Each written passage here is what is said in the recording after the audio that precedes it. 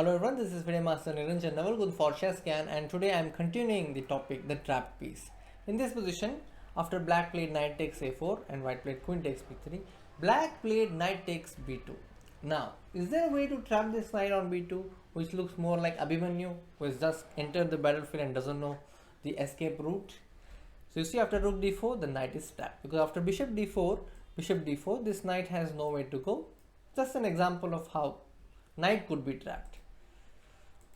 In this position again, after a5 queen e1, everything seems normal, but pay attention to how obvious the knight trap is after castle bishop f3, f6.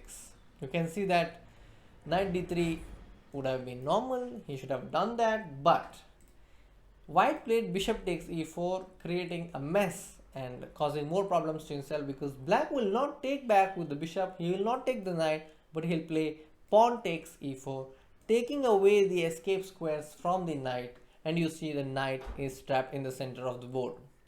Now, we looked at how the rook can get trapped, how the queen could get trapped, even the minor pieces. Let's look at the studies, and studies are very beautiful. In this position, knight d4 check, this is a position composed by Reti. Knight d4 check seems very obvious.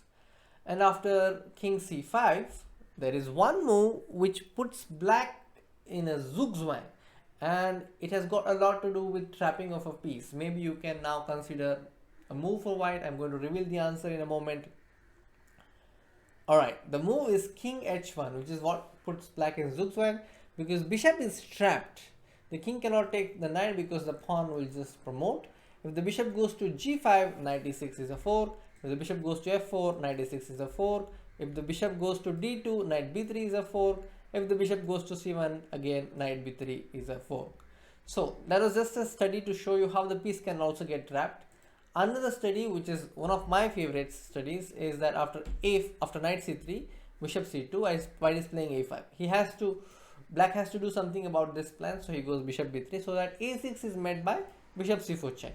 But white goes a6 anyway, because after bishop c4 check, king e3, bishop takes a6. There is one powerful move which again traps this piece, the bishop on a6. I hope you have found the move. The move is knight to e4. This is a zugzwang again. The bishop is trapped. The bishop cannot go to b7 because of knight d6 check. The bishop cannot go to c8 because of knight d6 check. Bishop cannot go to b5 because of knight d6 check. Same is the case with bishop c4. Bishop cannot come to d3 and e2 because the king is keeping an eye on these squares, and bishop cannot come to f1 because of knight d3 check. So king also cannot move because of knight c5 check, and if black plays pawn to g5, white need not even take the pawn. He can simply play h5 and say tata bye bye to black. And again, you saw how the element of trapped piece is also coming in studies.